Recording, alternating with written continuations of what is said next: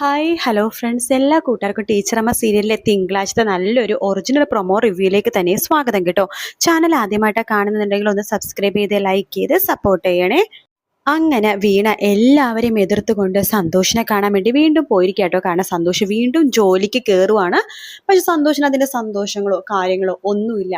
അപ്പൊ സന്തോഷിന്റെ അമ്മ വീടിനെ വിളിച്ച് പറയുന്നുണ്ട്, മോളെ അവളിങ്ങനെ ഇങ്ങനെ പേപ്പർ വന്നിട്ടുണ്ട്, പക്ഷെ അവന് ഒരു കുലുക്കവും ഇല്ല, തിരിച്ച് ജോലിക്ക് കയറാൻ പോലും അവനൊരു താല്പര്യം ഇല്ല എന്നൊക്കെ പറയാണ്.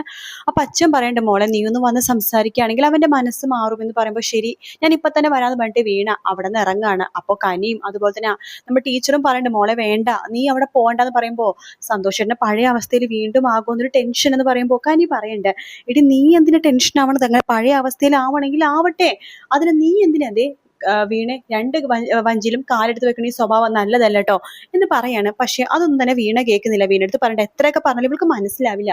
നീ പോവണ്ട വീണ എന്ന് പറയുമ്പോൾ എനിക്ക് പോകണം, പോവാതിരിക്കാൻ പറ്റില്ല എന്ന് പറഞ്ഞിട്ട് വീണ അവിടെ നിന്ന് ഇറങ്ങി പോകുക കേട്ടോ. ആർത്തൊന്നും പറയാതെ അവിടെ നിന്ന് ഇറങ്ങി പോവാണ്.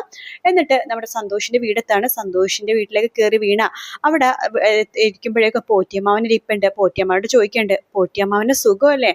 ആ, വലിയ കുഴപ്പമൊന്നും ഇല്ല എന്നിങ്ങനെ പുച്ഛത്തോടെ പറയാണ്. അപ്പൊ അച്ഛൻ അമ്മയടുത്ത് പറയണ്ടടി മണി, നീ കുഞ്ഞൂട്ടനെ വിളിക്കുക എന്ന് പറയാണ്. കുഞ്ഞൂട്ടാ കുഞ്ഞൂട്ടാ ദേ വീണ വന്നിരിക്കുന്നു എന്ന് പറയുമ്പോഴേക്കും സന്തോഷിന് ഭയങ്കര സന്തോഷമാവാട്ടോ.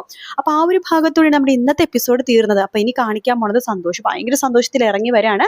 സന്തോഷിന്റെ മുഖം ഭാവം മാറുമ്പോൾ തന്നെ അച്ഛനും അമ്മക്കും മനസ്സിലാവുന്നുണ്ട്. വീണ വന്നെന്ന് പറഞ്ഞപ്പോൾ തന്നെ സന്തോഷവും ആകെപ്പാടൊരു എനർജറ്റിക് ആയി. അപ്പോൾ അച്ഛനിങ്ങനെ അമ്മേനെ നോക്കുന്നുണ്ട്. അപ്പൊ അമ്മ ഇങ്ങനെ തല ഇങ്ങനെ കുലുക്കി കാണിക്കാട്ടോ, ശരിയാണ് എന്ന രീതിയിൽ ഇങ്ങനെ തല കുലുക്കുന്നുണ്ട്.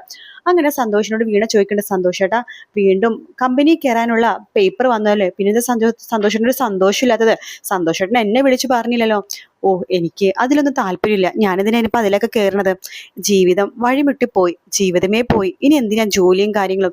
സന്തോഷേട്ടാ അങ്ങനെ പറയല്ലേ, നമ്മുടെ ജീവിതത്തിന്റെ അടിസ്ഥാനം നമുക്ക് സ്വന്തമായിട്ട് വരുമാനം ഉണ്ടാവുക, സ്വന്തം കാലിൽ നിൽക്കുക എന്നുള്ളതാണ്. ബാക്കിയൊക്കെ സെക്കൻഡറി തിങ്സ് ആണ്. സന്തോഷേട്ടൻ ജോലിയിൽ ജോയിൻ ചെയ്യണം, ഇത് സന്തോഷേട്ടൻ മാത്രമല്ല എന്റെയും കൂടി ആഗ്രഹമാണ്. ശരിക്കും വീണൊക്കെ ആഗ്രഹമുണ്ടോ ഞാൻ ജോലിയിൽ കയറണമെന്ന്? പിന്നെ കയറാതെ നല്ല ആഗ്രഹമുണ്ട്. കാരണം സന്തോഷേട്ടൻ ജോലിക്ക് കയറാണെങ്കിൽ സന്തോഷേട്ടൻ ഇപ്പോഴത്തെ ആ ഒരു വിഷമോ അതുപോലെ തന്നെ മൂഡ് ഔട്ടും എല്ലാം തന്നെ മാറും എന്ന് പറയണം. എനിക്കെന്തോ അങ്ങനെ തോന്നണില്ല വീണേ എന്ന് പറയുമ്പോൾ അതൊക്കെ സന്തോഷേട്ടന്റെ തോന്നലാണ്. സന്തോഷേട്ടൻ ഒന്ന് ജോലിക്ക് കയറി നോക്കിക്കേ, അപ്പോഴേക്കും സന്തോഷേട്ടന്റെ മൂഡൊക്കെ ഒന്ന് മാറി സന്തോഷേട്ടൻ പഴയ പോലെ ഓക്കെ ആകും, എനിക്ക് ഉറപ്പുണ്ട് എന്ന് പറയണം. വീണ പറഞ്ഞതുകൊണ്ട് ഞാൻ വേണമെങ്കിൽ ജോലിക്ക് കയറാം. അയ്യോ, ഞാൻ അങ്ങനെ പറഞ്ഞതുകൊണ്ട് ജോലിക്ക് കയറണ്ട, സന്തോഷേട്ടൻ പൂർണ്ണ മനസ്സോടെ ജോലിക്ക് കയറണം, എങ്കിൽ മാത്രമേ ജോലിയിൽ ശ്രദ്ധിക്കാൻ സാധിക്കുള്ളൂ എന്ന് പറയാണ്. ശരി വീണേ, എപ്പോഴാണ് ജോലിയിൽ ജോയിൻ ചെയ്യേണ്ടത്? ഈ മാസം ലാസ്റ്റാ. ഓ, എത്രാം തീയതിയാ? ഈ മാസം ഒരു 20-ാം തീയതിയൊക്കെയാണ്. ഓ, 18-ാം തീയതി നമ്മുടെ കോടതിയിലെ ഹിയറിംഗ് അല്ലേ? അതെ. ആ, എന്തായാലും വിളിച്ചു പറഞ്ഞേക്ക്, ഇതിനെ തിരിച്ച് റിപ്ലൈ കൊടുത്തേക്ക്, എന്തായാലും ജോയിൻ ചെയ്യുന്നുണ്ടെന്ന് കേട്ടല്ലോ.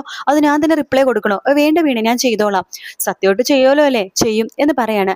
അപ്പോഴേക്കും നമ്മുടെ അമ്മ അങ്ങോട്ടേക്ക് വരുന്നുണ്ട്. വീണേ ദേ, ഇത് കുറച്ച് പലഹാരമാണ്, ഞാൻ കുഞ്ഞൂട്ടിന് വേണ്ടി ഉണ്ടാക്കിയപ്പോൾ നിനക്കും ഉണ്ടാക്കി. എനിക്കോ? അതെ, നിനക്കിത് ഇഷ്ടമാണല്ലോ, ഇന്ന് കുറച്ചധികം ഉണ്ട്. ടീച്ചറിനും അതുപോലെ തന്നെ കനി വന്നെന്നൊക്കെ കേട്ടല്ലോ, കനിക്കും ഒക്കെ കൊടുക്കണം, എല്ലാവർക്കും ഭയങ്കര ഇഷ്ടവും. അയ്യോ, അതിൻ്റെ ഒന്നും ആവശ്യമില്ലായിരുന്നു അമ്മേ, മേടിക്ക് മോളെ. അപ്പോൾ സന്തോഷപ്പെട്ട് മേടിക്ക് വീണേ, അമ്മ നല്ല സമയത്ത് നിനക്ക് ഇതുപോലെ ഉണ്ടാക്കി തന്നിട്ടില്ല, ഇപ്പോഴെങ്കിലും ഉണ്ടാക്കി തരുന്നുണ്ടല്ലോ, നീ അത് വാങ്ങിക്കേ എന്ന് പറയണം. വീണ അത് വാങ്ങിക്കുന്നുണ്ട്. ശേഷം തിരിച്ച് വീട്ടിലേക്ക് വരുവാണ്. വീണേനെയും കാത്ത് കനിയും ടീച്ചറും ഇങ്ങനെ ദേഷ്യത്തോടെ നിൽക്കുവാട്ടോ. കനി പറയണ്ടത്, നിനക്ക് കിട്ടിയതൊന്നും പോരല്ലേടി, ഞാൻ നിനക്ക് പലവട്ടം പറഞ്ഞു 2 വഞ്ചിയിൽ കാലെടുത്ത് വെച്ചിട്ടുള്ള ഈ സ്വഭാവം നല്ലതിനല്ലെന്ന്. എന്താണ് ഇതിന്റെ കയ്യില്? അത് അവിടുത്തെ അമ്മ തന്നതാ. ഓ, നീയേ ഡിവേഴ്സിനെ എന്തിനാ മൂവ് ചെയ്തുകൊണ്ടിരിക്കണത്? നിനക്ക് ഇങ്ങനെ സന്തോഷേട്ടനെ വേണം, സന്തോഷേട്ടന്റെ കാര്യത്തിൽ ഇത്രമാത്രം ആത്മാർത്ഥതയും സ്നേഹം ഉണ്ടെങ്കിൽ നീ എന്തിനാ കോടതിയിൽ പോണത്, കഷ്ടപ്പെടണത് വെറുതെ ആവശ്യമില്ലാതെ? അത് കനി, ഞാൻ പറഞ്ഞില്ലേ, അങ്ങനെ പഴയ പോലെ സ്നേഹം വേണ്ട. വേണ്ട വീണേ, നീ ഒന്നും പറയണ്ട, നിന്റെ മനസ്സെന്താന്ന് ഞങ്ങൾക്ക് മനസ്സിലാവുന്നുണ്ട്. നിനക്ക് സന്തോഷേട്ടനെ വിട്ടുപിരിയാൻ പറ്റുന്നില്ല, പക്ഷെ എങ്കിലോ ജോൺ ഏട്ടനെ വേണം, ഇതല്ല നിന്റെ ഉദ്ദേശം. കനി, നീ എന്തൊക്കെയാ പറയണത് എന്ന് ടീച്ചർ പറയുമ്പോൾ, എല്ലാ ഇളയമ്മേ, ഇവളുടെ മനസ്സിൽ ഇതൊക്കെ തന്നെയാണ്, പക്ഷെ ഞാൻ പറയുമ്പോൾ ആർക്കും പിടിക്കില്ല, ഇത് തന്നെയാ കാര്യം.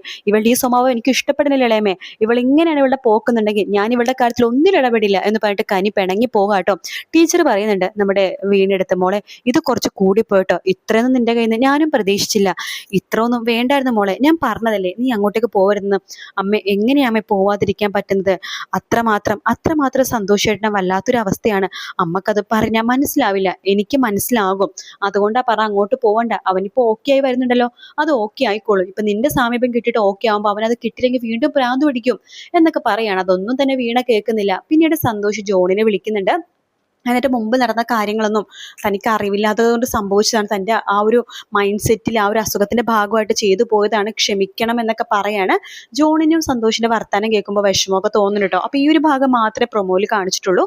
വീഡിയോ ഇഷ്ടപ്പെട്ടാൽ ലൈക്ക് ചെയ്യുക, സബ്സ്ക്രൈബ് ചെയ്യുക, കമന്റ് ചെയ്യുക. മറ്റൊരു വീഡിയോ കാണാൻ. Take care, bye bye.